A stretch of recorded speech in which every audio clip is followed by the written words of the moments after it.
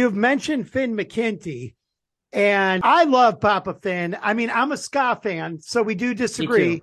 We do Yeah. disagree. Papa Finn is very, very wrong about ska, Oh yeah. He's but totally wrong about ska.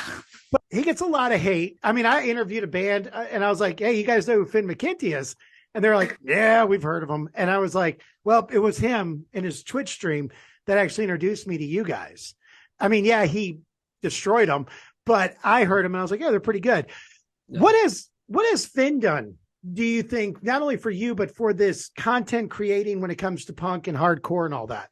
I think he really set a standard within it because he was kind of he was the I would say he was the first person, at least the first person to take off the way he did, that came from the world of punk and hardcore, gain himself a following talking about music on YouTube. Because like I said, there was a ton of metal guys that were doing it. We had like Jared Dines and Stevie T and all those like really shredder guitar player guys that were, they all about metal, but there was not a lot of punk on those channels. Finn McKenty was the first person to actually open the doors for I guess to prove to the world that punk rock discussion could happen on YouTube.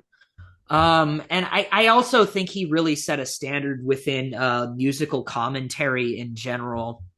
His delivery is I've always found his delivery to be pretty on point, especially when he does any kind of historical breakdown and talks about the business side of things. Like, his delivery is very, very on point, and I've actually tried to shape my videos in a similar way, make sure I'm enunciating everything right and speaking very clearly in words that everybody can understand, especially people that don't English isn't their first language.